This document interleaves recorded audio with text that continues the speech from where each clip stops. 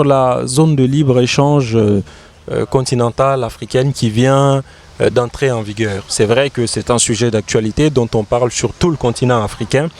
D'abord, de quoi s'agit-il? Parce qu'on entend beaucoup parler de ZLEC. Le terme ZLEC est utilisé à tout va, mais il est nécessaire de faire une petite précision. En réalité, il y a une confusion. Ce n'est pas la ZLEC qui est entrée en vigueur lors du sommet de Niger, lors du sommet qui a eu lieu à Niamey il y a 2 jours. Non, c'est la ZLECA qui est entrée en vigueur. Il y a une distinction à opérer entre les deux. De quoi s'agit-il? L'idée, c'est de créer une zone de libre-échange économique à l'intérieur du continent africain. Une zone de libre-échange, c'est une zone d'échange économique sans barrière douanière, sans taxe douanière. Autrement dit, que le producteur de fleurs, c'est l'exemple type utilisé, le producteur de fleurs kényan ou éthiopien puisse vendre ses fleurs au Nigeria sans qu'il n'y ait de barrière douanière spécifique, sans avoir à passer par des États européens par exemple, comme c'est le cas aujourd'hui, puisque on a beaucoup de produits. Par exemple, vous prenez le Mali, le coton est produit au Mali, mais les chemises sont fabriquées en Turquie avec du coton malien pour être revendues au Nigeria, alors que il pourrait y avoir moyen de transformer le coton malien en chemise vendue au Nigeria tout près, ça coûterait beaucoup moins cher. Donc l'objectif, c'est de favoriser ces échanges économiques entre les États africains. Mais il y a d'abord une première étape.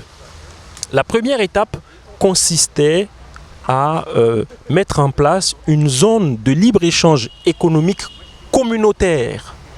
C'est cela la ZLEC, la zone de libre-échange économique communautaire. C'est-à-dire mettre en place une zone d'échange économique sans barrière douanière dans les différentes communautés, d'abord à l'intérieur de la CEDEAO, à l'intérieur de la CEMAC, à l'intérieur d'East African Community, à l'intérieur de la SADC, etc.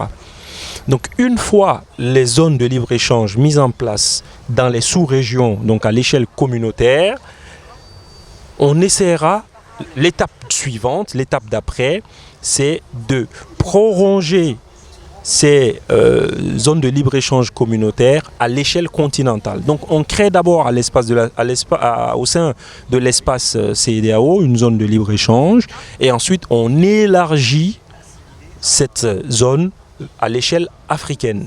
Donc c'est l'élargissement à l'échelle africaine qui est appelé la ZLECA et c'est cet élargissement qui est entré en vigueur il y a 2 jours. Mais la ZLEC, la zone de libre-échange à l'échelle communautaire, était en vigueur depuis un bon moment. Et c'est donc le deuxième volet qui vient d'entrer en vigueur. Et pourquoi faut-il une zone de libre-échange? Pourquoi une zone de libre-échange au sein du continent africain est nécessaire? Et quels vont être les impacts de l'entrée en vigueur de cette zone de libre-échange continentale africaine? Il faut une zone de libre-échange entre les États africains.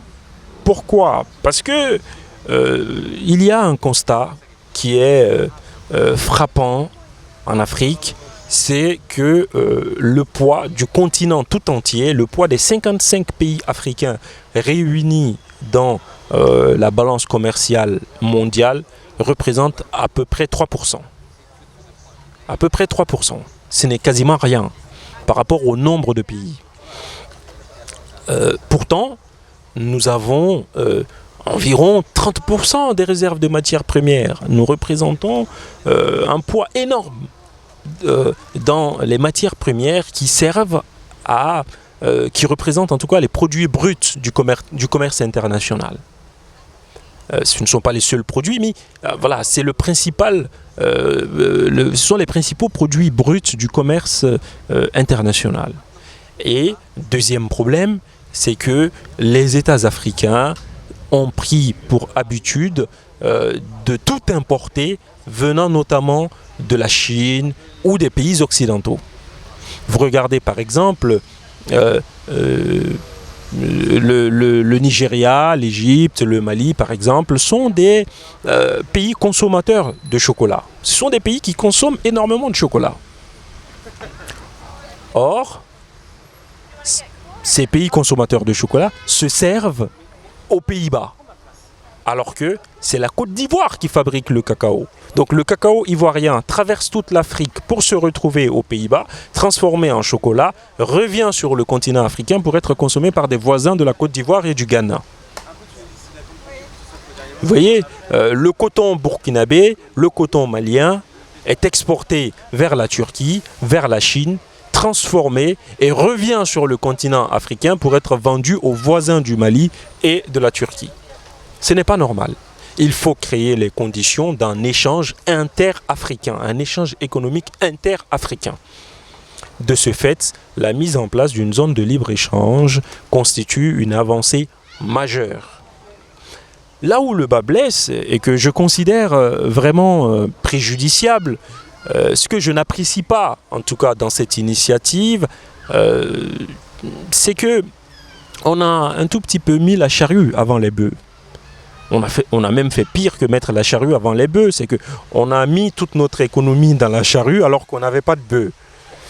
Le problème est que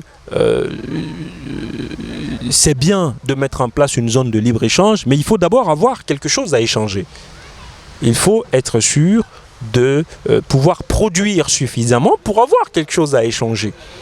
Or, la plupart des États africains aujourd'hui se trouvent dans une situation où nous n'avons pas véritablement de tissu industriel qui nous permette de produire suffisamment pour pouvoir échanger. Si vous n'avez pas grand-chose à échanger et que vous créez une zone de libre-échange, le risque, c'est que des pays extérieurs, des États extérieurs au continent africain soient les principaux bénéficiaires de la zone de libre-échange. C'est ça le problème.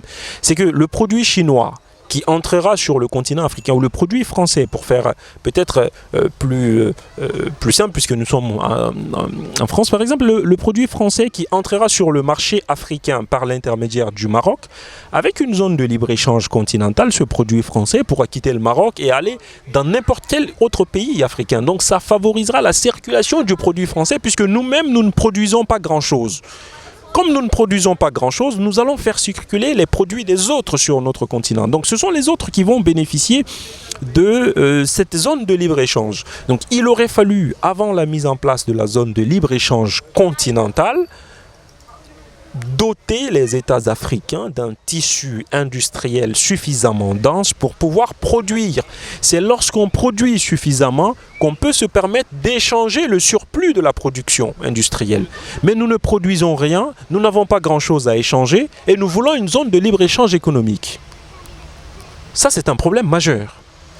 C'est un problème majeur auquel il faut rapidement trouver des solutions. Il faut anticiper cette situation par la mise en place de politiques communes d'industrialisation. Il faut industrialiser le continent, il faut industrialiser les États, il faut à l'échelle africaine adopter des politiques communes, quitte à mettre en place un budget spécifique qui sera destiné au financement des projets d'industrialisation des États membres de l'Union africaine. Sans cela, nous ne pourrons pas nous en sortir et la zone de libre-échange restera profitable à des États extérieurs au continent africain. C'est le principal problème, c'est la principale menace qui pèse sur cette zone.